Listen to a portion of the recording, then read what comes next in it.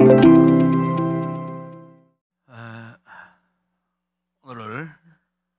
우리가 24화죠. 24화에서 계속해서 하겠습니다. 여기 24화 구약 제2권 24화 이 내용은 구약 성경 가운데 이사야서에 대한 말씀입니다. 이사야서. 그러니까 여기 이사야서는 대선지자 중에 한 사람인 이사야가 하나님께로부터 계시를 받아 쓴 책이 이사야서입니다. 이사야, 원래 이제 히브리 발음은 우리말은 이사야지만은 히브리 발음은 예샤야입니다. 예샤야, 예샤야. 히브리 발음이 좀 그렇습니다. 우리는 이사야지만은 히브리 발음은 예샤야. 근데 이 예샤야라고는 뜻이 있어요. 그 이사야 선지자의 이름의 뜻이 뭐냐? 여호와는 구원이시다. 그런 뜻이에요. 여호와는 구원이시다. 사실은 이사야의 이름에 걸맞게 이사야서의 전체의 이 대주제가 뭐냐? 그 대주제가 바로 하나님은 구원이시다. 이것이 이제 이사야서 1장에서부터 66장까지 굉장히 방대하죠. 그래서 이제 대선지서에 속합니다. 그 대선지서라고 하는 것은 이제 그 책의 분량이 많아서 그렇습니다. 많다고 해서 이제 그거를 대선지서라고 그래 분류를 합니다. 분류하는데 이 대선지서 가운데서도 이 이사야서가 제일 길어요. 66장 되어 있죠. 그래서 이 66장 전체의 이제 주제가 뭐냐? 하나님은 구원이시다. 여호와는 구원이시다 하는 이런 이제 주제를 갖고 있습니다. 그런데 이제 이사야는 어디서 사역했느냐? 주로 남유다 왕국, 남쪽 유다의 예루살렘을 중심으로 해서, 그러니까 남쪽 유다의 수도는 예루살렘이에요. 그러니까 이 이사야는 남쪽 유다, 북쪽 이스라엘도 안 갔어요.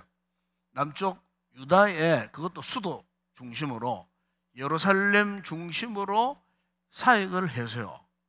왜 그러면은 이사야가 예루살렘 수도 중심, 예루살렘을 중심으로 해서 사역을 했을까? 바로 이 이사야는요, 왕궁에 자유롭게 드나들 수 있는 궁중 선지자였습니다. 궁중 선지자였어요. 그러니까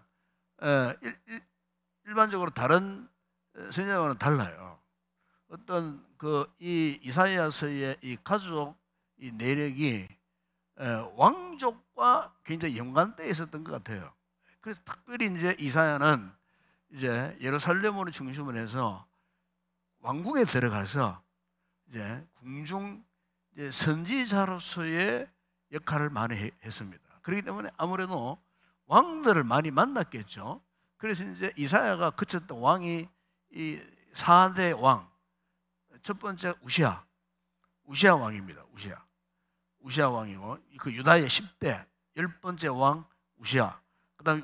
그다음에 11번째 요담 왕. 그다음에 12번째 아하스 왕. 그리고 13번째 히스기야 왕까지. 그러니까 우시야, 그리고 요담, 아하스, 히스기야. 이제 이 4명의 이제 이 왕이 다스리는 그 기간 동안에 활동했던 선지자가 누구냐? 바로 이사야입니다. 이사야. 그래서 이 왕들이 있을 때에 왕궁을 자유롭게 드나들을 수 있었던 아주 특권을 가졌던 그런 인물이 바로 이 이사야 선지자였습니다. 그래서 이제 이건 왜 그러면은 이사야가 이렇게 활동을 했던가? 이 활동을 했던 가장 주된 이유는요, 첫 번째 하나는 유다의 죄를 지적하기 위해서입니다. 남쪽 유다 왕국에, 그 남쪽의 유다 왕국에 이스라엘 백성들의 죄를 지적하기 위해서. 그리고 또 하나는 뭐냐? 그 죄를 통해서 하나님의 이 구원의 메시지를 전달하기 위해서. 죄를 지적하고 죄를 짓고 있는 그 이스라엘 백성들에게 하나님의 이 구원의 메시지를 전하기 위하여서 이제 이 이사야가 4대 이 왕을 거쳐가면서 하나님의 이 메시지를 선포를 했는데, 오늘 여러분 교재를 보게 되면은 교재 230페이지 24 그림이 있죠. 23 그림, 그죠? 이 그림, 여러분 교재 갖고 있는 거 잘 보세요. 이 그림 무엇을 의미하느냐? 이 그림은 바로 이사야서 전체를 이 그림 하나로 요약을 하고 있어요. 전체를 요약을 하고 있는 겁니다. 요약을 하고 있는데, 이 그림을 이제 가운데로 나눌 수가 있어요. 이렇게 쫙 이렇게 나눕니다. 이 그림 전체를 나눌 수가 있어요. 이 그림을 이제 나누면은 위에 요 3개 그림이 있고 밑에 2개 그림이 있어요. 이게 이제 이사야서 66권 전체를 딱 요약하는 그런 내용인데, 제일 먼저 우리가 봐야 할 그림이 뭐냐? 위에 붉은 얼굴 하고 있는 이 그림, 그죠? 이 그림 있죠? 여기 보면은 이 그림 특징이 뭡니까? 머리 쪽, 내 쪽에 X, 그리고 옆에는 이게 입술입니다. 입술도 X 되어 있어요. 그리고 이게 뭡니까? 그 다음에 세 번째는 귀도 이렇게 X, 딱 이렇게 쫙 X자를 딱 이렇게 꺼놨어요. 이게 이제 무슨 말이냐면은, 이게 이제 여러분 성경 같이 펴면서 봅시다. 성경 이사야서 1장 보세요. 1장. 이사야서 1장에서부터, 그죠? 1장에서부터 39장까지는요, 이스라엘 백성들의, 유다 백성들의 죄를 지적하는 내용들이에요. 죄를 계속 지적하는 내용들이고, 40장부터 마지막 66장까지는 그 죄에서 돌아오면은 하나님께서 유다 백성들의 삶을 어떻게 회복해 가시는가, 이것을 보여주고 있어요. 그 가운데 이사야서 1장은 무엇을 지적을 하고 있느냐면은, 지금 이스라엘 백성들, 남쪽 유다 백성들이죠. 이 이스라엘 백성들의 현재의 이 영적인 상태가 어떤 상태인가. 그래서 여러분 이사야서 1장 2절 3절 한번 보십시오. 여기 보면은, 하늘이여 들으라, 땅이여 귀를 기울이라, 여호와께서 말씀하시기를 내가 자식을 양육하였거늘 그들이 나를 거역하여도다. 소는 그 임자를 알고 나귀는 그 주인의 알걸만은 이스라엘은 알지 못하고 나의 백성은 깨닫지 못하는도다 하셨도다. 그러니까 자, 눈으로 봐도 귀를 들어도, 그죠? 머리 깨닫지를 못하는 거예요. 계속해서 하나님이 주의 종들을 그들 앞에 파송해갖고 그들의 죄를 지적해 주지만은 들어도 들어도 깨닫지 못하고, 보아도 알지 못하고. 그러니까 지금 이것은 무엇을 의미하느냐 하면은, 지금 이스라엘 백성들이 처한 영적인 현실, 그걸 지금 지적해 주고 있다는 거예요. 그래서 여러분 1장에 쭉 보게 되면 1장 여러분 4절에야 그 9절에 보시면은, 그게 이제 5절에 이런 말씀하잖아요. 너희가 어찌하여 매를 더 맞으려고 폐역을 거듭하느냐. 온 머리는 어떻게요? 온 머리는 이게 병들었어요. 지금 머리가 병들었어요. 그러니까 정상적인 생각을 하지 못한다는 거예요. 지금 머리가 지금 병들어 있고, 온 마음은 지금 피곤해 있고, 발바닥에서 머리까지 성하는 곳이 하나 없어.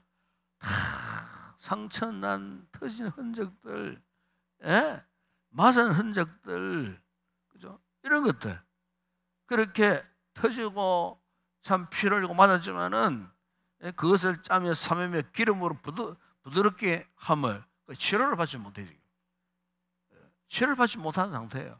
그러니까 예를 들면은 지금 사고가 났는데 막 뼈가 부러지고 막 이렇게 근육이 막 피가 막 터지고 막 하는데도 누가 그 사람 치료를 세줄 사람이 없어요.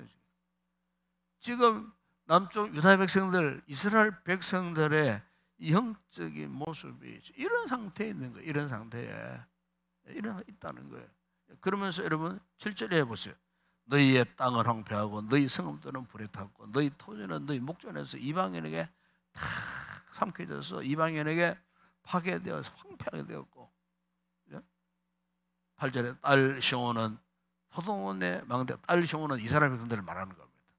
남쪽 유다 백성들을 말하는 겁니다. 포도원의 망대같이 참외밭의 원두막같이 에워싸인 성곽같이 그냥 겨우 근근히 지금 남아있다. 그런데 그 모습이 마치 9절에 보세요. 우리가 소돔 같고 고모라 같으리로다. 그 옛날 여러분 창세기에 소돔 고모라, 그죠? 소돔 고모라 음란하고 온갖 죄를 짓고 타락하고 오죽했으면 하나님께서 의인 10명만 있어도 너희들을 살려 죽이려고 했는데 의인 10명도 없는 상태.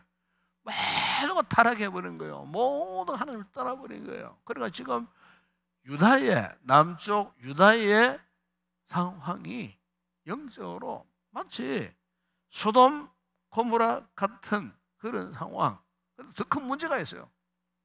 더 큰 문제가 뭐냐? 그들이 그렇다고요 하나님 앞에 제사를 드리지 않는 거 아니에요. 우리로 말하면 하나님 앞에 예배를 드리지 않는 건 아니에요. 주일날 예배당에 찾아와요. 예배를 드려요. 그 모습이 어떻다고 하냐면은 여러분 10절이야 15절에 보세요. 10절이야 15절에 그 보면은 이런 말씀이 있어요. 11절에 여호와께서 말씀합니다. 너희의 무수한 재물이 내게 무엇이, 그러니까 무수한 재물을 그 옆에 보십시오. 순양, 번제, 살찐 짐승, 기름으로 내가 배불렀다는 거예요. 그러니까 이 이스라엘 백성들이 영적으로 들어도 깨닫지 못하고 보아도 보지도 못하고 마음으로 깨달음도 없고 어떤 변화도 없고 뭐 그야말로 그 마음 그 심령은 소돔 고모라 같아 지금. 근데도 그들이 여전히 하나님 앞에 때가 되면은 순양도 끌고 성화시도 끌고 오고 뭐 번제에서 기름도 하나님 앞에 태워서 드리고 다 한다는 거예요. 다 한다는 거예요. 그러니까 우리 이것을 보면은요, 뭐 비약해서 말씀드린 건 아닌지 모르겠지만 오늘 나 자신을 보더라도 우리 자신을 보면은 혹시 내가 지금 하나님 앞에 이런 모습으로 지금 내가 믿음 생활하고 있지 않느냐. 오늘 우리가 말이지 하나님 앞에서 정말 이 붉은 색깔의 머리를 갖고 있는 이 사람처럼 내가 지금 믿음 생활을 하긴 하는데 도대체가 과연 내가 제대로 믿음 생활을 하고 있는지, 이걸 우리 말씀하고 있는 거예요. 유다 백성들만 이런 모습으로 지금 예수를 믿는 것이 아니라는 거예요. 이런 마음, 이런 모습으로 살고 있으니 하나님께서 이사야 1장 여러분 14절에 한번 보세요. 14절에 내 마음이 너희의 월삭과 정한절기, 그러니까 월삭 정한절기 하나님 드린 예배란 말이에요. 모든 예배, 예배를 오히려 싫어한다는 거예요. 그것이 내게 무거운 짐이라. 하나님께 그렇게 말씀하세요. 너희들 갖고 오는 거 이거 무거운 짐밖에 되냐고. 내가 지금 곤비해져 있다, 피곤해져 있다.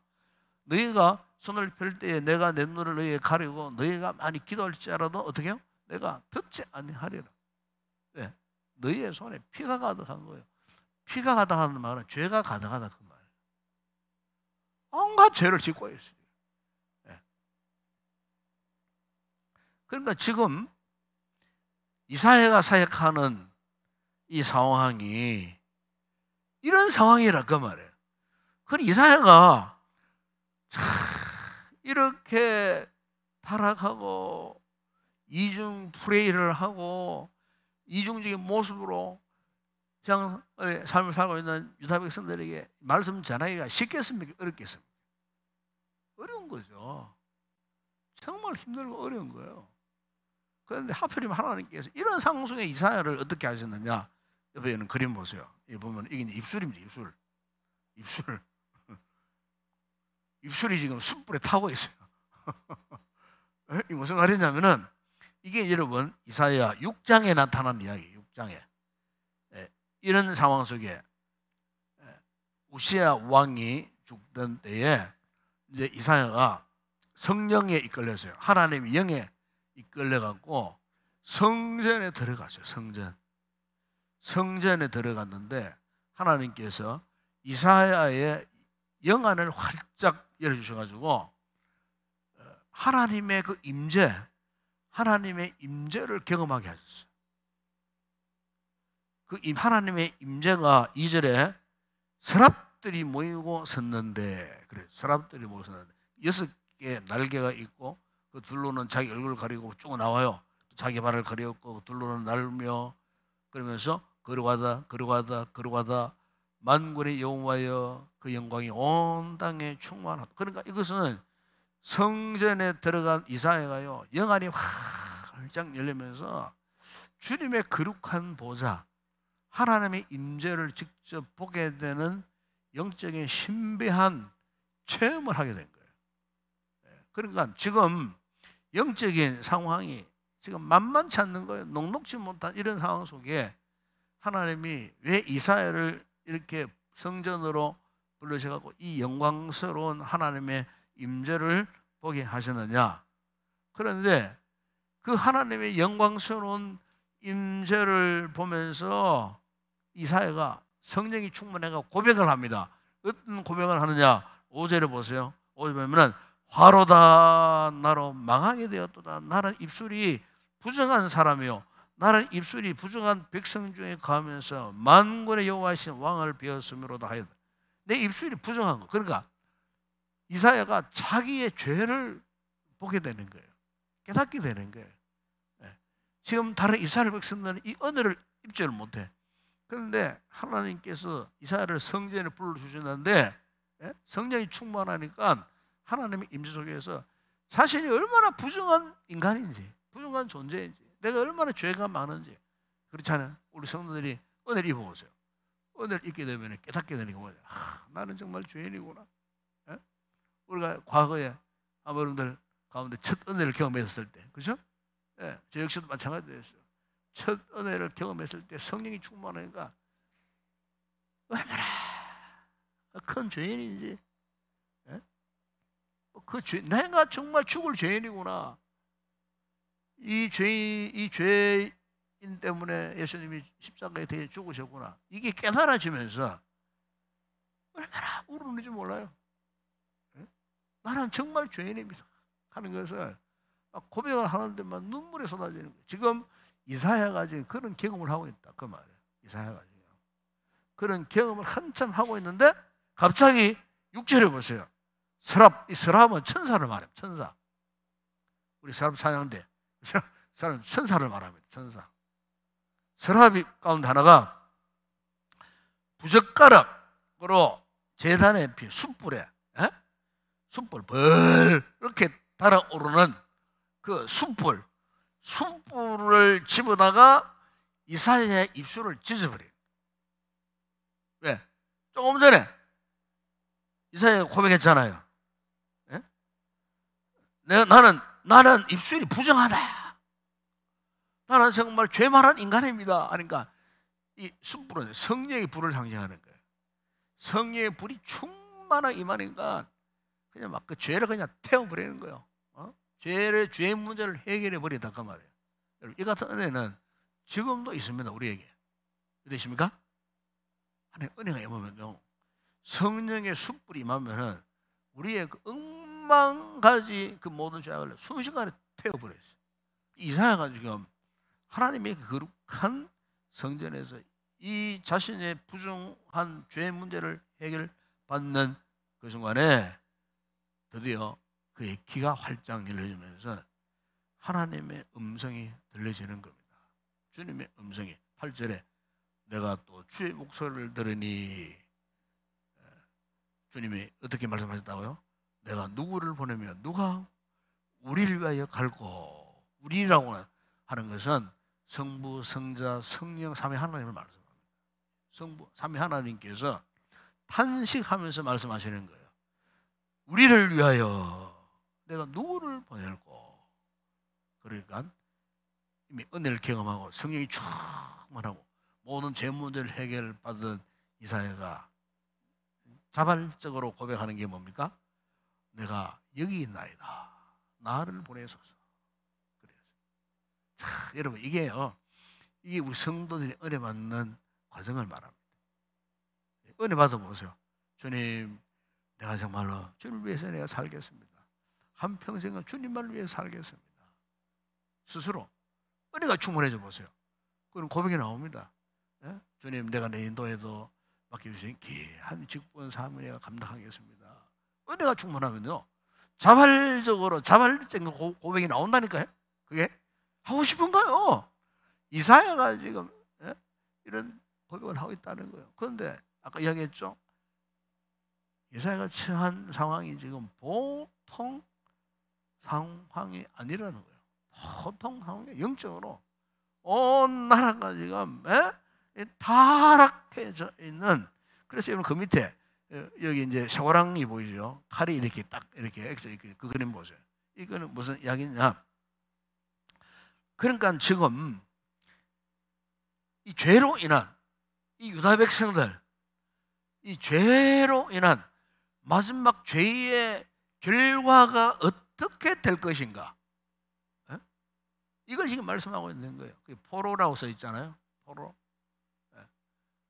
죄를 지었을 때에 그 죄에서 돌이키고, 지금 이스라엘 백성들이 가장 큰 죄가 뭡니까? 우상 숭배입니다. 우상 숭배. 그죠? 엄나라 우상 숭배를 했던 거예요. 거기 지금 뭐 나옵니다만은 우시아가 아까 이야기했죠? 이사야가 거쳐갔던 왕 우시아, 뭐 거기 요담, 아하스, 그리고 히스기야는 그래도 아니에요. 히스기야는 우시아, 요담, 아하스 같은 왕들 악한 왕이었어요. 악한 왕. 느보세 아들 그 금송아지를 섬기던 우상의 길을 갔어요. 왕들이 다 그 모양이었어요. 왕들이 그 모양이니까 백성들이 말할 것도 없는 거예요. 그래서 산골마다 막 산당을 만들고 막 우상 재단을 만들고 온 나라 뭐 문무 백관뿐만 아니고 온 나라 백성들이 뭐 우상에 젖어가지고 우상을 숭배하고 있는. 그래서 하나님께서 그 우상에 이 포로된, 죄 가운데 이 포로된 이 유다 백성들을 해방시키기 위해서 하나님께서 누굴 보내셨느냐? 바로 이런 부르심을 받은 이사야를 통하여 이 사명을 맡겨주셨다 하는 거예요. 맡겨주셨다. 그래서 우리가 이제 이야기했지만은 이사야서 1장부터 39장은요, 이스라엘 백성들을 죄의 문제를 이제 지적을 하고 그 죄에서 돌아오라, 회개하고 돌아오라. 이 말씀들이 계속 선포되어집니다. 계속. 만약에 돌아오지 않을 때는 어떻게 되는가? 칼이죠, 칼. 이 칼, 다시 말해 하나님의 징계, 심판을 받을 수밖에 없다는 거예요. 돌아와야 된다는 거예요. 그런데 우리가 성경을 보게 되면 돌아왔습니까? 안 돌아왔어요. 북쪽 이스라엘 안 돌아왔어요. 아수르에 의해서 정복당하고, 남쪽 유다 마찬가지예요. 처음에는 아수르의 잔인한 공격을 받다가 마지막에는 바벨론에게 완전히 정복당하고, 바벨론 포로로 끌려가고 나라가 완전히 쫄딱 망해버려요. 돌아오지 않다. 그래서 우리가 이 이사야서를 쭉 보게 되면은, 우리가 이제 지난번에 모세 오경 공부할 때에, 내가 신명기 공부를 할 때에 이런 말씀을 했죠. 이 모세 오경 가운데 모세 오경뿐만 아니고 이 구약 성경 전체에 흐르는 가장 중요한 맥이 하나 있어요. 그게 뭐냐면은, 그게 신명기에서 말씀했던 신명기적 신학, 신명기적 신학이 하나의 큰 맥으로 흘러갑니다. 하나의 큰 맥으로. 우리가 그렇잖아요. 지하수 같으면은, 지하수 이렇게 보면은, 지하수는요, 지하수 후로는 수맥이 있습니다. 수맥이. 몰라서 그렇지, 수맥이 있어요. 그 수맥을 이용하는 분들은, 우리 집에도 수맥이 지나가잖아요, 그죠? 그러면 이제 몸이 별로 안 좋아진다는 거지. 수맥이 엄청나게 세게 흘러가요. 우리 혈관이죠, 혈관. 혈관 피가 지금 이렇게 이게 엄청나게 흘러갑니다. 엄청난 소리를 내고 엄청난 속도로 심장에서부터 이게 피가 한번 도는데 몇 초 안 걸려요. 그 몇 초 안 걸리는 그 피가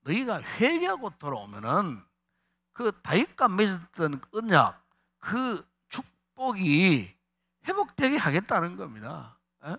그리고 예루살렘도 회복시키겠다. 그리고 예루살렘이 죄로 인하여서 바벨론에게 짓밟히고 아수르에게 짓밟히고 완전히 불타버리고 훼손되고 뭐 성전이 불타고 다 해버렸잖아요. 죄를 지은 결과. 그러나 이 신명기적 신학처럼 다시 여호와 율법을 회복하고 말씀대로 순종하고 돌아오면은 다윗의 언약과의 맺은 축복을 회복하게 할 것이고, 그리고 예루살렘, 무너진 예루살렘도 어떻게 해요? 하나님이 심판하게 있었던 예루살렘도 정상적으로 회복하겠다. 그러니까 이 윗그림은 죄에 대한 하나님 무서운 어떤 심판을 말씀한다면은, 이 아랫그림은 그래도 불구하고 비록 죄 짓고 하나님을 떠났지만은 돌아오라 하시는 그 하나님의 은혜와 사랑이 어떠함을 이사야서 중후반부에서부터 이걸 보여주고 있다는 거예요. 그래서 여러분 대표적으로 이번 이사야 42장 한번 42장 거기 여러분 3절 한번 보십시오. 3절에 이런 말씀을 하고 있습니다. 상한 갈대를 꺾지 아니하며 꺼져가는 등불을 끄지 아니하고 진실로 정의를 시행할 것이며. 그죠? 우리 하나님은 그런 하나님이라는 거예요. 6절에 보세요. 나 여호와가, 자 성경 같이 여러분 눈으로 보셔야 됩니다. 42장에 보게 되면은 나 여호와가 의로 너를 불러선즉 내가 네 손을 잡아 너를 어떻게 해요? 보호하며 너를 세워 백성의 언약과 이방의 빛이 되게 하리니. 7절에 보세요. 내가 눈먼 자들의 눈을 밝히고 갇힌 자를 감옥에서 이끌어내며 흑암에 앉은 자를 감방에서 나오게 하리라. 누구라고요? 나는 여호와이니 내 이름이라. 나는 내 영광을 다른 자에게, 내 찬송을 누구에게 주지 아니하고요? 우상에게 주지 아니하리라. 우상에게 주지 아니하리라. 그래서 49장 여러분 보세요. 49장 쭉 넘어갑시다. 49장 1절에 보세요. 1절 보면 이렇게 말씀합니다. 하나님께서 유다 백성들 향해 하신 말씀이에요. 지금 오늘 우리를 향해 하신 말씀이에요. 섬들아 내가 들으라, 내게 들으라. 먼 곳 백성들아 귀를 기울이라. 여호와께서 태에서부터 나를 부르셨고 내 어머니의 복중에서부터 내 이름을 기억하셨으며. 하나님이 3절에 보세요. 49장 3절에 내게 이르시되 너는 나의 종이요 내 영광을 내 속에 나타낼 이스라엘이라 하셨느니라. 그러니까 하나님께서 비록 이 유다 백성들이 타락하고 범죄했지만은 하나님께서 여러분 또 한번 읽어봅시다. 그게 8절에 보세요. 계속해서 49장 8절 이런 말씀을 합니다. 여호와께서 같이 이르시되 은혜의 때에 내가 내게 응답하였고 구원의 날에 내가 너를 도와도다. 내가 장차 너를 보하여 너를 백성의 언약으로 삼으며 나라를 일으켜 그들에게 그 황무하였던 땅을 기업으로 어떻게 해요? 상소하리라. 상소하리라. 10절에 보세요. 그들이 줄이거나 목마르지 아니할 것이며 더위와 별이 그들을 상하지 아니하리니 이는 그들을 누가요? 긍휼히 여기는 이가 그들을 어떻게 해요? 이끌되 샘물 근원으로 인도할 것이라. 그래서 13절에 보세요. 하늘이여 노래하라, 땅이여 기뻐하라, 산들이여 즐거이 노래하라. 여호와께서 그의 백성을 위로하셨으니 그의 고난당한 자를 긍휼히 여기실 것입니다. 바로 오늘 우리를, 아멘. 이스라엘 백성들을요 긍휼히 여기주십니다. 자, 그러면서 여러분 그 밑에 그림, 마지막 그림 거 보세요. 24 그림 가운데 바로 메시아 시대의 모습이 이제 도래한다는 사실을 지금 이야기를 하고 있습니다. 메시아, 그리스도, 성탄절 앞에 두고 있잖아요. 예수 그리스도, 메시아 시대가 도래한다는 거예요. 그 메시아 시대가 도래하면은 어떻게 될 것인가? 어떻게 될 것인가? 보십시오. 그게 메시아가 지금 이렇게 목자가 지금 지팡이를 잡고 있는데 그게 뭐가 보입니까? 양도 보이고 소도 보이고 사자도 보이잖아요. 예. 여기 이제 이 말씀이 이사야 11장에 나오는 말씀이에요. 이사야 11장 한번 보세요. 이사야 11장 6절 9절 6절 9절 한번 볼까요? 그 보면은 그때에 이리가 어린 양과 함께 살며 표범이 어린 염소와 함께 누우며 송아지와 어린 사자와 살찐 짐승 함께 있어 어린 아이에게 울리며 암소와 곰이 함께 먹으며 그것들의 새끼가 함께 엎드리며 사자가 소처럼 풀을 뜯을 것이며 젖 먹는 아이가 독사의 구멍에 장난하며 젖된 어린아이가 독사의 굴에 손을 넣을 것이라. 내 거룩한 산 모든 곳에서 해됨도 없고 상함도 없을 것이니 이는 물이 바다를 덮음같이 여호와를 아는 지식이 세상에 충만한 것입니다. 예. 메시아 시대에, 이 구원의 시대에, 은혜 받을 만한 시대에, 예. 지금 오늘 우리가 이런 시대에 살고 있는 줄을 믿습니다. 예. 이런 은혜, 지금도 하나님을 제대로 알고 제대로 고백하고 제대로 깨달으면요, 지금도 이 같은 그 하나님의 은혜가 강물처럼 흘러면서 오늘 우리의 심령에 막 그냥 부젓도록 에스겔서에 보면은, 예? 발목부터 허리부터 나중에는 온 몸에 그냥 그 강물에 그냥 온몸이 빠져가지고 유영하고 다닐 정도의, 그 무슨 말이냐면은 하나님의 은혜에 충만해서 지금도 유효하다는 거예요. 지금도 그걸 말씀하고 있는 거예요. 이 세상 살이 얼마나 험악합니까, 여러분? 좀 힘들죠? 정말 힘듭니다. 우리가 얼마나 험악한 세상, 힘든 세상 살고 있습니까? 그런데 성령의 은혜가 충만하니, 예수님의 성탄의 의미가 이거예요. 그냥 뭐 크리스마스 선물 주고 받는 거, 그게 문제가 아니에요. 요즘에는요, 성탄절 캐롤송이 거의 안 나와요. 일반 방송에. 백화점 가보세요. 전혀 안 나옵니다. 내가 이제 알아봤지. 왜 안 나오는 가 싶고 알아보니까 저작권 때문에 안 나온답니다. 옛날에는 일반 상가에서도 캐롤송을 막 틀어놓죠. 왜 못 틀어요? 저작권이 딱 걸려요. 상가에서 명동 상가에서 못 틀면 안 틉니다. 일체 안 틉니다. 안 나옵니다. 캐롤송이. 저작권 때문에. 그거 틀면 돈 줘야 돼. 옛날에는 그런 게 없었어요. 방송에서도 잘 안 틀어줘요. 저작권. 돈을 줘야 되기 때문에. 그래, 캐롤송이 안 나온다는 거지, 지금. 자, 기가 막힌 시대에 살고 있으면 지금 우리가. 기가 막힌 시대에. 네. 와, 이런 시대구나 싶은 생각이 들어요. 옛날에 여러분 그렇잖아요. 성탄절 전에 한 달 전부터 막 난리 나면 온 동네 천지가 막 그냥 막 징글벨 시작해가지고 막 아기 탄생 뭐 탄일종이 땡땡땡 해가지고 온갖 찬양이 막 안 나와요. 과거에 몇 년 한 10년 하더라도 막 개그인들이 막 그 성탄 캐롤 만들어가지고 막 그냥 막 부르고 안 나온다니까 그게. 돈 많은 방송국. 근데 어쩌다 한번 캐롤송 한번 띄우지. 일체 함부로 사소롭게 못해요. 저작권 때문에. 저작권 엄청 물어야 돼요. 걸리면 엄청난 벌금을 물기 때문에. 겁이 나가지고 일반 상가나 가게에서 못 틀어요. 틀 수가 없어요. 그런 방법이에요. 그러니까 얼마나 삭막하고 거친 이 세상에 우리가 살고 있습니까 지금. 에? 성탄절에 정서가 다 메말라 버렸어요. 우리 아이들 전혀 그런 추억이 없습니다. 성탄절의 추억이 전혀 없습니다. 거의 없습니다. 저는 굉장히 많아요.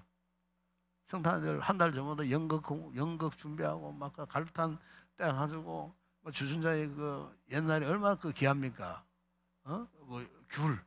옛날에 얼마나 밑강가 있어 밑강. 돈 많은 장모님이 막 준비한다고 와가지고 막 밑강 사가지고 주면은 그거 안 먹고 막 껍데기가 막 그냥 주순자에다가 물 끓여가지고 거기에 막 설탕 물 넣어갖고 갖다가 먹으면서 연습하고 옛날 밤새도 연습하고 그랬어요. 밤새 한 달 동안 계속 연습하고 그런 추억이 있다니까 우리는. 근데 요새 애들은 그게 없어요. 물론 우리 애 이제 영주를 오해하지만은 이거 가지고는 안 되는 거예요. 이런 거 가지고는. 예. 그런 추억들이 다 있어. 그때 야 성탄절날 너무너무 좋았다. 그때 그런 추억들이 요새 애들은 그 추억이 전혀 없어요. 우리 어른도 마찬가지잖아.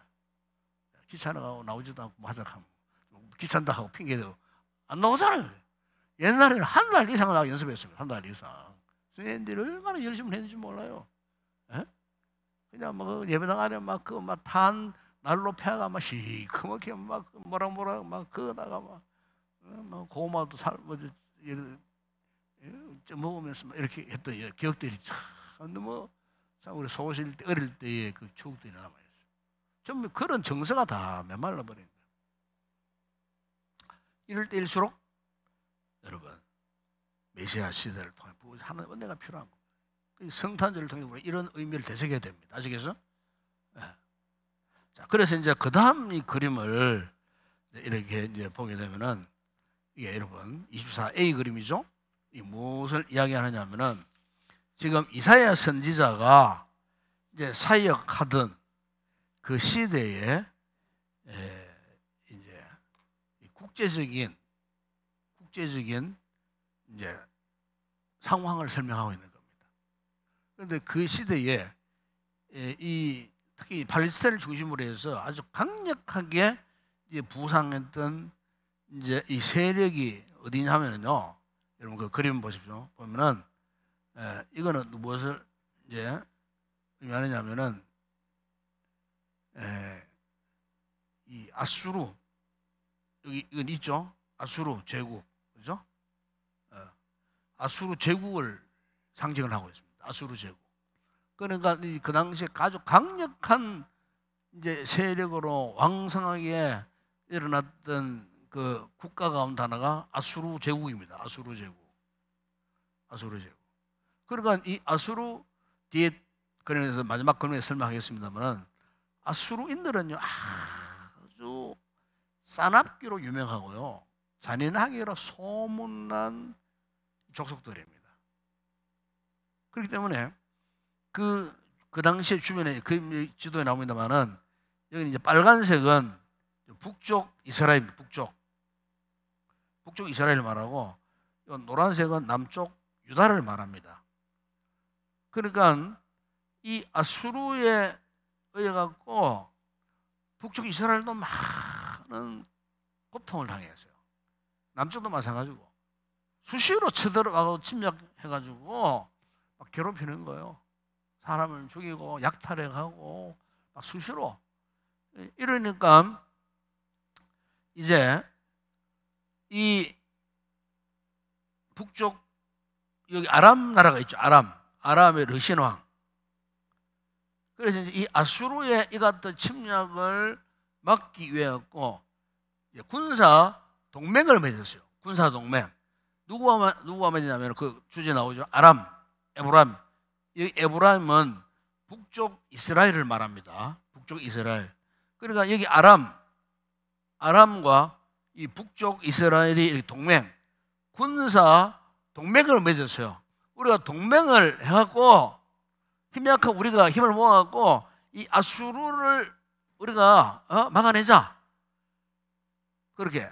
가만히 보니까 남쪽 유다는 그냥 가만히 있는 거예요. 가만히 있는 거예요. 너는 왜 가만히 있냐? 우리 같이 동맹을 맺어갖고 이 아수르를 우리가 막아내야 되지 않겠냐? 그러면은 우리도 살고 너희도 살고 편안할 텐데 너희들은 뭐 강한 건너 불교하듯이 가만히 있느냐? 이래가지고 이 아람과 이 북쪽 이스라엘이 어떻게 했냐면은 먼저 이 남쪽 유다와 전쟁을 합니다. 그 이야기입니다. 지금 이 그림이. 이 이야기가 이제 어디 나오느냐 하면은요. 이게 이제 이사야서에 쭉 이제 나오게 되는데, 근데 이제 왜 이들이 이렇게 동맹을 맺을 수밖에 없었느냐? 이 아수라라고 하는 이 세력이 굉장히 잔인한 그 세력들입니다. 그래서 역사의 기록에 보게 되면은 이제 이 아수르 아수르가 있었던 이 지역을 이제 고고학자들이 발굴을 하다가 무엇을 발견했느냐면요, 그릇이 나오더래요. 그릇이 지금 나오는데, 바가지가 나오는데, 그 바가지가 뭐냐? 사람 해골이에요. 적국에서 포로를 잡고잖아요. 사람을 죽여가지고 사람 해골로 바가지 그릇을 만들어갖고 물을 떠먹고 그런 흔적들이 있다는 거예요. 뿐만 아니고 사람의 이제 가죽을 벗겨요. 포로를 붙들러가고 인피를 벗겨요. 인피를 벗겨가 어떻게 하느냐? 저거 집에 벽지로 사용해요. 우리 쉽게 말하면 벽지로 사용해요. 왜냐면 그 나라는 이제 그 주정은 이제 밤에는 엄청나게 덥거든요. 낮에는 엄청 춥거든요. 그러니까 일반 뭐 종에는 흙을 없이가 안 되는 거예요. 사람 인피를 가지고 이제 그 찬바람, 더운 바람을 보내하기 위해 그걸 그렇게 하겠다는 거예요. 그래. 고학자들이 이제 그런 걸 이제 그런 흔적들을 이제 많이 발굴을 했어요. 발굴을 하고 또 아니면은 자 적들을 포로를 끌려왔어요. 그러면요 사람을 어떻게 죽이느냐면은 마치 나무젓가락 같은 뭐 그런 어떤 무서운 이제 흉기를 만들어갖고 나무를 깎아갖고 사람을 머리부터 발까지 그냥 무슨 꼬지 하는 것처럼 그렇게 사람 죽였다는 거예요. 이게 이제 십자가 처형의 시발점이 여기에 시작된 거예요. 십자가 처형이 로마, 페르시아 그리고 이렇게 로마 시대 때까지 예수님 십자가에 죽으셨잖아요. 사람을 나무에 매달려 갖고 죽이게 되는 그 시발점이 이제 이 아수르 시대 때 했던 처형 방법 이런 것들을 이제 개발을 해가지고 결국은 십자가형이 나오게 되었다. 그렇게 이야기를 합니다. 그러니까 내가 이런 이야기를 조금 잔인한 이야기를 했느냐면은 아수르인들이 그만큼 잔인한 세력이었다는 거예요. 잔인한 세력이었다는 거예요. 그렇게 해서 이제 그 당시 국제적으로 아람 그러면 요새 수리아를 말합니다. 아람과 북쪽 이스라엘이 군사 동맹을 맺고 남쪽 유다는 가만히 있느냐? 너희들도 함께 싸우자. 이렇게 해서 이제 아수르를 치기 전에 아람과 북쪽 이스라엘이 남쪽 유다를 공격해 옵니다. 공격해 옵니다. 함께 연합하지 않는, 동맹하지 않는 그것이 괘씸해가지고 공격해 들어오는데 그 이야기가 어디 나오냐면요. 이사야 7장에 나오는 이야기예요. 이사야서 7장에. 거기 쭉 보게 되면은 거기 다른 거 다 치고 그 7장 1절 한번 보십시오. 이사야 7장 1절 보면은 우시아의 손자 요담의 아들인 유다의 아하스 왕 때에 아람의 르신 왕과 롤레의 아들 이스라엘의 베가 왕이 예루살렘을 공격해 들어옵니다. 그러니까 이제 예루살렘이 이런 국제 동맹에 의해 갖고 이제 공격을 이제 당하는 거예요. 그러니까 이제 굉장히 이렇게 위기적인 그런 상황 속에 있었을 때에 하나님께서 선지자 이사야를 통하여서 말씀하시는 거예요.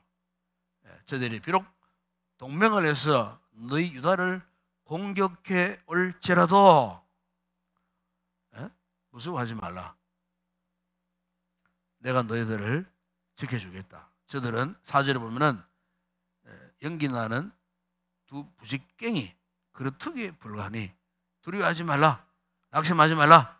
아람과 에브라임과 너만의 아들이 악한 꾀로 너를 대적하여 이러기를 우리가 올라가 유다를 쳐서 그것을 터뜨리고 우리를 위하여 그것을 무너뜨리고 다보엘의 아들을 그 중에 새 왕으로 삼고 그죠?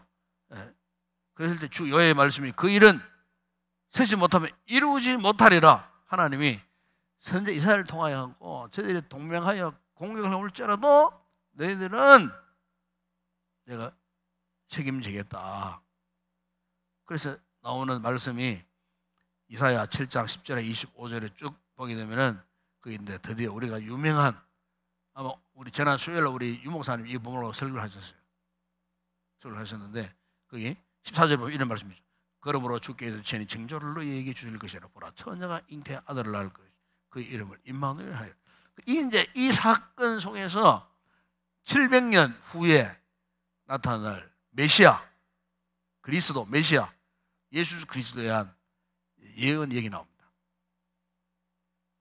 그래서 우리가 이제 성경을 보게 되면요, 모든 포커스가 장차 오실 예수 그리스도의 포커스를 딱 맞추고 있습니다.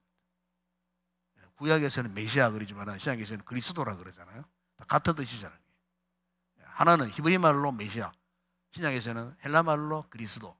같은 뜻이에요. 같은 뜻. 다 같은 뜻이에요. 다 같이 기름 부음 받은 자라는 뜻이거든요. 이게.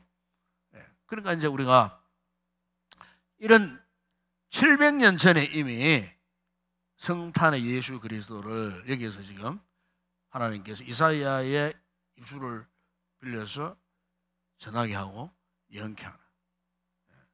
당장은 지금 아람과 북쪽 이스라엘이 유다를 침략해오는 이 같은 상황 속에서 이 구원의 메시지를 하나님께서 이런 상황 가운데서도 이제 주신다는 거. 이걸 여기서 우리가 알 수가 있고요. 자, 그래서 이제 오늘 이제 마지막 그림을 쭉 보게 되면은 이제 이 마지막 이 그림은 이제 24 비그림이죠. 이게 보십시오. 딱 보니까 굉장히 좀 잔인하게 생겼잖아요. 바로 그 당시에 아까 앞에 설명했던 아수르인의 전사를 지금 보여주고 있어요. 머리에 딱 보세요. 머리에 막 이상한 거 막, 그죠? 투구인데 막 아주 날카로운 막 뿔 달린 투구를 딱 쓰고 있고 막 우통은 다 벗고 있고 칼 딱 들고 막 이렇게 굉장히 잔인한 모습, 그죠? 잔인하면서도 용맹함을 지금 보여주고 있어요. 그러니까 바로 이들이 이스라엘 백성들에게 얼마나 잔인하게 특히 이제 이 북쪽 이스라엘이 바로 이 아수르인들에게 멸망당한 거예요. 그러니까 여러분 성경에는 그렇게 속속들이 안 나오지만은 그 역사, 이 성경 역사책을 보게 되면요, 이 아수르인들이 얼마나 잔인한 짓을 했는지 몰라요. 그 대표적인 게 뭐냐, 이제 그 혼혈 정책을 했어요. 그러니까 북쪽 이스라엘의 여인들을 붙잡아 가가지고 그 아수르 이 잔인한 이 아수르인들과 막 그냥 강제 결혼을 해가지고 그냥 순수한 이스라엘 백성의 혈통을 그냥 막 뒤죽박죽 섞어버려요. 혼혈 아들이 막 나오도록 생산하고, 여기서 붙들어서 자기 땅으로 갔다가 막 흩어가고 막 끊어 완전히 그 땅을 그야말로 풍물박산을 내버리는 거예요. 전통적인 하나님의 그 나라의 백성다운 삶을 살지 못하도록 철저하게, 완전히, 그러니까 종족 말살 정책을 실시했습니다. 그래서 여러분 세계 역사 가운데 유독히 이 아수르 역사는 그 기록을 찾아볼 수 없어요. 왜 그러냐? 역사자들이 연구를 해보니까 옛날부터 이 아수르인들이 너무나 잔인한 거예요. 이 인간들은 인간 역사에서 빼버리자. 그래가지고 아예 역사책에서 빼버려버렸어. 너무나 못된 짓을 많이 해가지고 아까 이야기했죠. 사람 잡아 막 저렇게 하고 막 그러니까 아예 역사학자들이 이 아수르 역사를 아예 그냥 막 기록도 하지 말자. 그래 아수르 역사를 찾아보기가 힘듭니다. 고고학자들이 최근에 이제 그 적을 발굴을 하고 이렇게 해서 이제 수집을 해가지고 아수르 역사를 다시 이제 이렇게 회복을 복원해가는 뭐 그런 시점인데 아수르의 역사가 거의 없어요. 그 이유가 뭐냐? 너무나 이 인간들이 잔인해가지고 아예 이건 인간 역사에 기록을 남길 필요가 없다 할 정도로 그냥 삭제, 무시해버린 거예요. 그 정도로 못된 세력들이 아수르 세력입니다. 아수르 세력. 그런데 결국에는 뭐죠? 하나님의 백성들이 돌아오지 않으니까 어떻게 했어요? 하나님 아수르의 채찍을 들고 그 하나님의 백성들을 징벌하신 거예요. 결국 주전 721년에 북쪽이 아수르에서 멸망을 당합니다. 완전히 멸망을 당합니다. 그러면서 계속해서 아수르 세력이 유다를 넘어보고 있다가 유파라테스 강유에 의해서 새로운 제국으로 이제 성장하고 있던 바벨론에 의해서 아수르가 멸망당합니다. 사라지는 거예요. 그리고 하나님이 그 바벨론을 통해 갖고 결국은 끝까지 말을 듣지 않고 있던 유다 백성들을 또 징벌하죠. 그리고 바벨론에서 남유다가 멸망을 당하는데 그게 주전 586년에 멸망, 북쪽보다 135년 후에 남쪽이 멸망을 당합니다. 그리고 우리가 성경 이 선지서를 역사서 살봤지만은 이 선지서를 보게 되면은 이런 이스라엘의 이 같은 멸망의 모습들을 성경에서 그냥 그대로 담고 있다는 것인데, 특별히 오늘 여기 이제 이 교재 그림 24B에서 보게 되면은 이제 호세아 선지자, 이사야 선지자, 이제 호세아 선지자와 이사야 선지자에 대한 이 그림이 있죠. 이게 뭐냐? 이거는 호세아의 이 자녀들, 자식들 이름들이에요.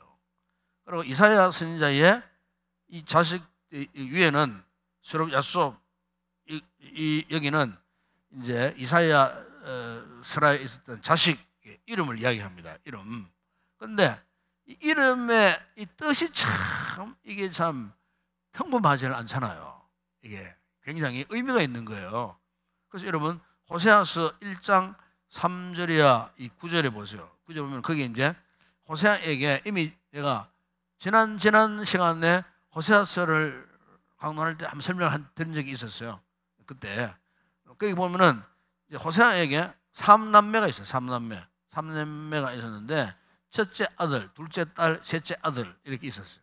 그러니까 여기에 이스라엘은 뭐냐? 호세아의 첫째 아들이에요. 첫째 아들. 이름 뜻이 뭐냐? 하나님이 씨를 뿌렸다 그런 뜻이에요. 그 이름이 이스라엘이라는 뜻이. 그런데 그 둘째는 딸이었는데 딸은 로루하마, 이것은 긍휼히 여김을 받지 못한 자다 그런 뜻이고, 그 막내 아들 로하면은 내 백성이 아니다. 이 이야기가 호세아서 1장 3절에 9절에 있는데 이것은 굉장히 그 시대에 타락했던 우상 숭배하고 하나님을 떠났던 유다 백성들의 향한 하나의 어떤 이 시각적인 경고의 메시지예요. 예, 그래서 이제 하나님이 호세아에게 그런 말씀하잖아요. 명령했잖아요. 네 아내를 취하는데 네 아내 음란한 아내를 취해라. 그 음란한 아내는 신전에서 여사제 같은 음란한 짓을 하는 창기, 네 아내로 삼아라. 그리고 그 아내를 통해 아이를 낳았는데 이 삼남매를 낳은 거야. 이 무슨 걸 의미하느냐? 지금 유다 백성들의 너희들의 모습이 탁 이와 같다는 거예요. 하나님이 하도 이야기했죠. 유다 백성들이 듣기는 들어도 깨닫지 못해. 보기는 봐도 깨닫지도 못해. 머리로 생각을 해도 전혀 깨달음이 없어. 이 무지몽매한 이 유다 백성들에게 구체적으로 그들이 눈으로 확인할 수 있는 그 모습, 내가 너희들을 얼마나 사랑하는지를 내가 어떻게 보여줄 수 있겠나 싶어가지고 하나님이 호세아 선지자가 쓰임 받은 거예요. 창기와 결혼해가지고 낳은 자식, 그 자식들의 이름이 이렇다.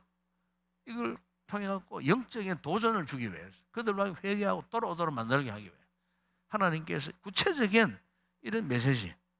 그러니까 이것은 그 당시에 타락한 이스라엘 백성들에 대한 경고의 말씀이에요. 그리고 마찬가지로 이사야서도 이사야도 마찬가지입니다. 야흘야숲. 야흘야숲은 뭐냐? 바로 그 이사야의 그 자식, 그걸 이야기합니다. 그 남은 자가 돌아오리라. 그런데 이사야는 뭐냐 하면은 굉장히 그 비전을 보여주고 있는 거죠. 이 소망적인 메시지를 지금 담고 있는 그런 뜻이잖아요. 특별히 이제 거기 보면은 임마누엘, 그죠? 임마누엘, 하나님 우리와 함께 하신다. 임마누엘 하나님. 그리고 마엘 살랄 하스비스. 이제 우리가 성경에 보고 밑에 나눠주기 보게 되면은 그 뜻이 나와요. 그게 이사야 8장, 그죠? 3절에 나오는 말씀 아닙니까? 그죠? 이사야 8장에 보면은 뜻이 뭐냐? 노력이 급하다. 지금 급히 노력을 당할 테니까 너희들 빨리 서둘러 어떻게 피해야 되는다. 그러니까 특히 이 아수르 같은 바벨론 같은 세력을 통해 갖고 급히 그들이 지금 총 공격에 들어와서 급히 너희들을 노력하고 너희들을 강탈하려고 하니 속히 깨닫고 돌아와라. 나에게 돌아와라. 하나님께서 이사야를 통해 갖고 아주 강력한 이 구원의 메시지를 선포하는 모습. 이 악한 세력들, 그죠? 이 악한 세력들, 뭐 아수르뿐이겠습니까? 바벨론 세력 포함해서 그야말로 이 어린 아기, 그죠? 여기 있잖아요. 아무것도 어린 아기 같은 천진난만한 상태에 있는 이 유다 백성들, 당신의 백성들을 향하여 호사를 통하여서 이사야를 통하여서 하나님께 이렇게 경고하시는 그 경고하심에 가장 그 한복판에 임마누엘 하나님이 너희와 함께 하신다. 장차 오실 예수 그리스도 구원자 그리스도 메시아를 여기에서 이제 계시해 주시는 이 같은 모습을 여기에서 우리가 이제 볼 수가 있는 것이죠. 자, 오늘 말씀을 마무리하고 이제 오늘 이 말씀을 통해 갖고 우리 이사야서 이제 그 전체의 말씀을 제가 이제 이렇게 총론적으로 뭐 설명드린 겁니다. 그러니까 이사야가 살아가던 그 시대나 지금 우리의 시대나 별반 다른 바가 없어요. 알고 보면 영적인 현실은 똑같아요. 똑같은 그런 상태에 있을 때 과연 우리가 누구를 의지하며 누구를 바라보며 누구를 붙들고 살아가느냐. 오직 하나님의 말씀 붙들고, 그죠? 우리에게 임마누엘 하시는 예수 그리스도, 그분이 우리의 삶의 주인 되어 주시는 이 같은 믿음의 삶 살면은 그분이 우리 인생을 책임져 주시는 겁니다. 이 같은 은혜가 우리 모두에게 임하는 그런 복을 누리시기를 다시 한번 축원합니다. 함께 우리 찬양하고 기도하도록 하겠습니다.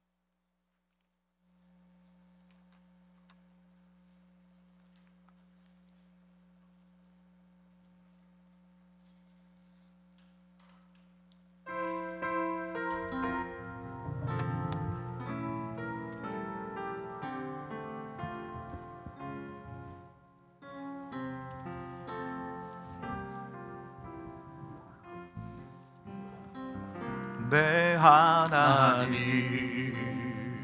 서신 발 앞에 무릎 꿇고 경배하리. 근거는가 영광이 가득한 내 아버지 계시고 하나님 그 빛난 얼굴 배우며 두 손 들고 나가리. 찬송과 존귀와 영광과 능력을 그 하늘 보좌 위에 주님께 하나님의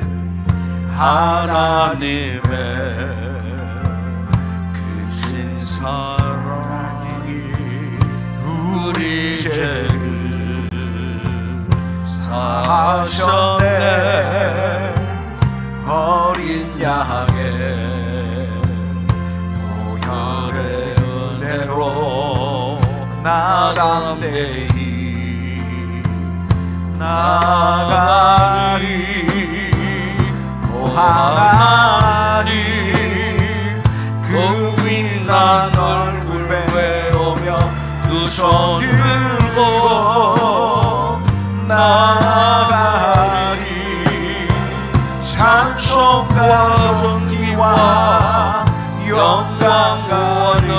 능력은 그 하늘 보좌 위에 주님께 내 하나님 내 하나님 서신발 앞에 무릎 꿇고 경배하리 큰 권능과 영광이 가득한 내 아버지 대신이고 하나님 그 빛난 얼굴을 보며 두 손 들고 나가리 찬송과 존귀와 영광과 능력은 그 하늘 보좌 위에 주님께 하나님의 그 크신 사랑이 우리 죄를 사하셨네 어린 양의 보혈의 은혜로 나담대히 나아가리 오 하나님 그 빛난 얼굴 외우며 두 손 들고 나아가리 찬송과 존귀와 영광과 능력은 그 하늘 보좌 위에 오 하나님의 빛난 얼굴로 오 하나님 그 빛난 얼굴을 외우며 두 손 들고 나아가리 찬송과 존귀와 영광과 능력은 그 하늘 보좌 위에 주님께. 자, 나같이 기도하겠습니다. 오늘 말씀 오늘 이사야 전체를 아주 간략하게 우리가 정리하면서 한번 둘러보았습니다. 여러분 유다 백성들의 모습이나 오늘 우리의 모습이나 뭐 전혀 다를 바가 없습니다. 유다 백성들이 귀로 듣고 눈으로 보아도 깨닫지는 못했던 것처럼 또 돌아오지 못했던 것처럼 사실 오늘 우리의 삶의 모습 가운데 이런 부분들이 참 많습니다. 영적인 아수르의 지금 공격이 있음에도 불구하고 그것을 깨닫는지 깨닫지 못하는지 저 영적인 둔감함 속에서 여전히 그야말로 무방비 상태에서 일방적으로 당하고 있으면서도 그것을 깨닫지 못하는 영적인 우매함. 유다 백성들에게만 이것이 있는 것이 아닙니다. 그러나 수많은 그리스도인들이 교회들이 많고 성도들이 많지만 정말 과거 은혜보다도 우리가 정말 영적으로 굉장히 지금 심각한 상태에 빠져 있습니다. 이 금요 기도회에 나오는 수치만 보더라도 그렇지 않겠어요? 지금 뭐 하는지 모르겠어. 집에서 지금 드라마 보고 있는지 뭘 보고 있는지 모르겠어요. 정말 깨어 건신하고 기도하라고 했는데 참 오늘 우리가요 정말로 회개하고 돌이키고 오늘이 주님께로 돌아와야 할 시대가 오늘 우리 시대입니다. 지금 우리 구약의 신세를 묵상하는 가운데 이 같은 모습을 우리가 보고 절실히 깨닫고 정말 하나님 앞에 우리가 온전한 모습으로 우리가 살아가야 할 줄을 믿습니다. 이 같은 은혜 믿음을 더해달라고 말씀 붙들고 여러분 간절히 하나님 앞에 매어달리고 기도하다가 은혜 있고 돌아갈 수 있기를 바랍니다. 다가오는 주일날 또 다음 주간 성탄 예배가 남아 있습니다. 이 땅에 오신 예수 그리스도 험악한 세상 가운데 살고 있는 우리에게 임마누엘 하시는 그분이 계시기에 오늘 우리도 삶의 희망을 가지고 소망을 가지고 살아가는 것 아니겠습니까? 이 같은 분명한 믿음의 확신을 갖고 어떤 절망적인 상황 가운데서도 낙심치 않고 절망치 않고 희망을 가지고 믿음으로 일시 달려나가 승리의 삶을 살아가는 우리가 되게 달라고 이 시간 성령 충만한 은혜를 뜨겁게 간절히 구하다가 또 여러분 가지고 나오신 기도의 제목 주님 아래다가 자유롭게 기도하시다 돌아가시기 바랍니다. 함께 우리 통성으로 먼저 기도하겠습니다. 우리 아버지 하나님 참으로 감사합니다.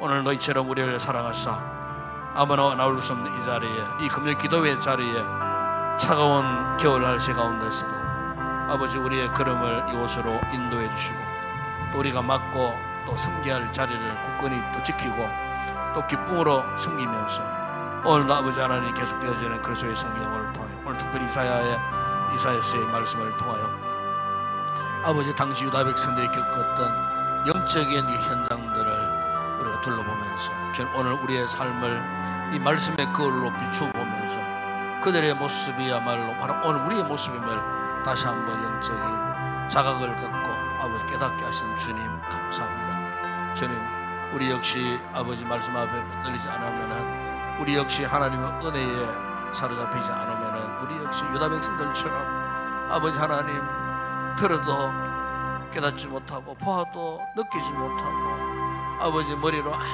아무리 많은 것을 알고 있는 지식이 많다 할지라도 그 지식이 우리의 삶에 아무런 영향을 미치지 못하는 아버지 하나님 이 같은 무력한 삶을 살고 있지는 않는지 오늘 말씀을 통해 아버지의 자신을 돌아보게 하여 주시고 아버지 하나님 이 어둠의 시대에 온갖 죄악의 유혹들이 많은 시대에 악한 사탄의 세력이 영적 아수르 세력이 되어서 우리를 너무나 이렇게 힘들게 하고 공격해 오고 각종 유혹들로 인하여서 우리로 하여금 시험에 빠지게 하는 이런 너무나 암울한 이런 시대에 살고 있는 우리에게 아마 유일한 희망이 무엇이겠습니까? 소망이 무엇이겠습니까? 전능하신 하나님을 바라고 주님 하나님을 의지하고 주신 이 말씀 붙들고 살아가는 게 아버지 어떤 상황 가운데서도 이 말씀을 붙들고 살아간다면 하나님께서 우리를 축복하시리라 믿습니다. 돌아오라 돌아오라 유다 백성을 향하여서 아버지 하나님께서 애타게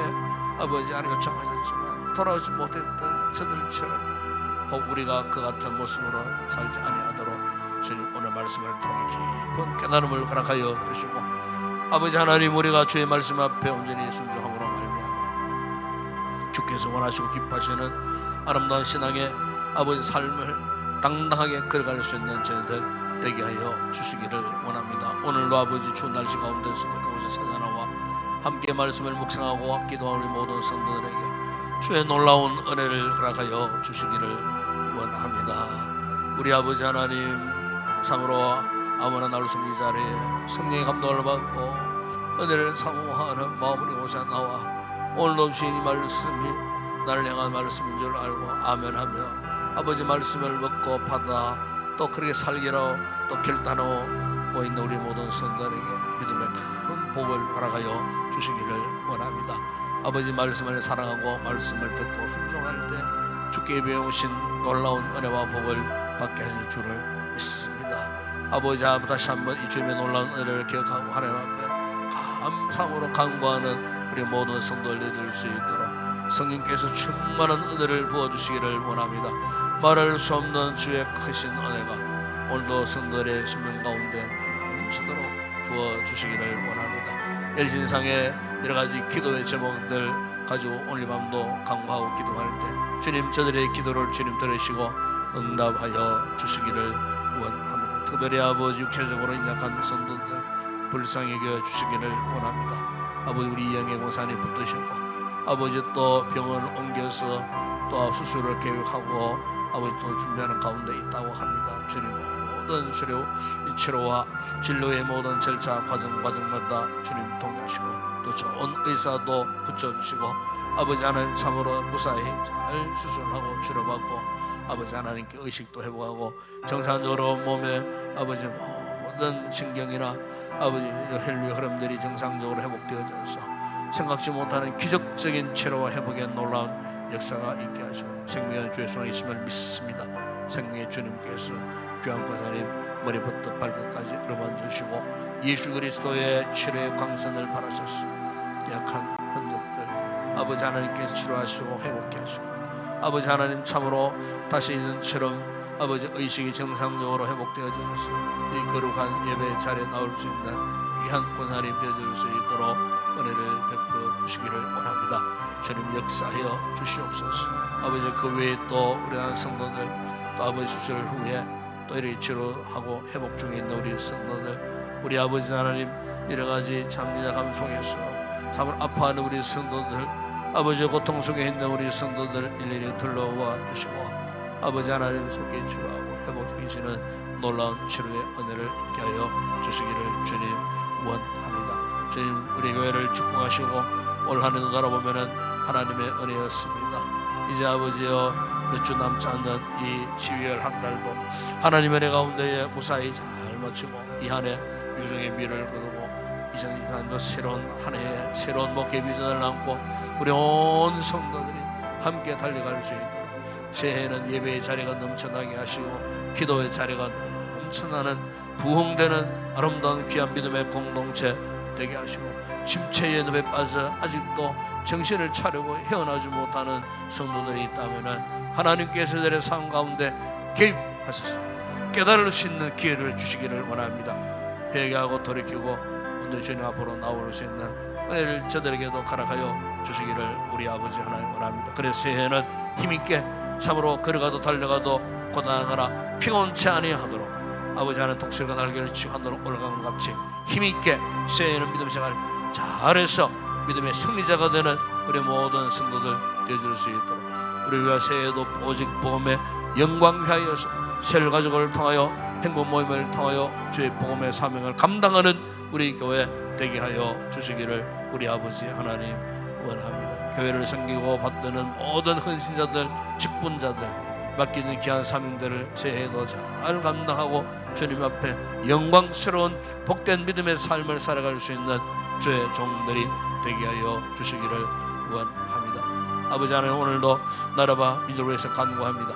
아버지 정치, 경제, 사회, 문화, 국가, 안보, 외교 중에 여러 가지 문제, 남북관계 문제, 얽혀있는 설켜있는 이 모든 문제들 아버지 사람의 힘으로 풀 수 없지만 하나님 역사하셔서 그때마다 세우시는 아버지 나라의 일꾼들을 통하여서 지혜롭게 이 모든 문제들을 잘 풀어갈 수 있도록 주님께서 은혜를 베풀어 주시고 저 북한 땅에 새로운 변화의 바람이 일어나게 하시고 아버지 북한 자교회 성도들 예수 그리스도를 믿는 자유로운 그날을 저들도 경험할 수 있도록 무너진 북한 교회들이 재건되어지는 부흥의 놀라운 역사가 우리 시대에 일어날 수 있도록 하나님께서 그 땅을 축복하여 주시고 아버지 전쟁 가운데 있는 저 팔레스타인의 이스라엘 하마스의 전쟁 가운데 또 아버지 우크라이나와 러시아 전쟁 가운데 지금도 아버지 무고한 인명들이 피해를 입고 어린 아버지 자녀들이 생명을 잃는 험악한 그 땅에 속히 아버지 자유의 날이 속히 임할 수 있도록 아버지 전쟁의 포화가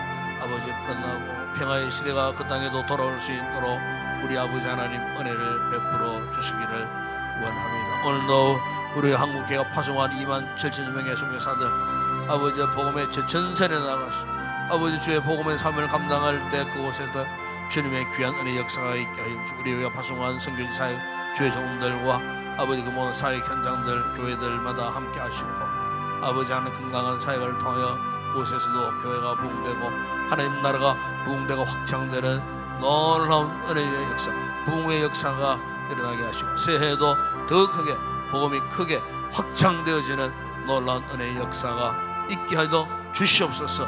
이 밤도 아버지의 기도하는 우리 성도들 성령의 뜨거운 은혜를 입고 기쁨으로 아버지 감격하며 간구하는 저들이 가지고 나온 모든 기도의 제목들이 신속히 응답받게 하시고 기도하고 돌아가는 성도들 밤길 차가운 아버지의 걸음 가운데서도 주님 동행하시고 악한 것들이 심한 일들이 없도록 아버지 또한 차를 타고 멀리 가는 성도들의 그 모든 걸음 가운데서도 동행하시고 곳에 안전하게 가정에 잘 도착해서 이 깊은 밤 편히 쉬고 참으로 제 육체의 모든 평안함이 다 사라지고 오는 주일날 기쁨으로 다시 만날 수 있도록 저들의 삶의 모든 안위를 주님 책임져 주시옵소서. 성령 충만한 은혜를 허락하여 주시옵소서.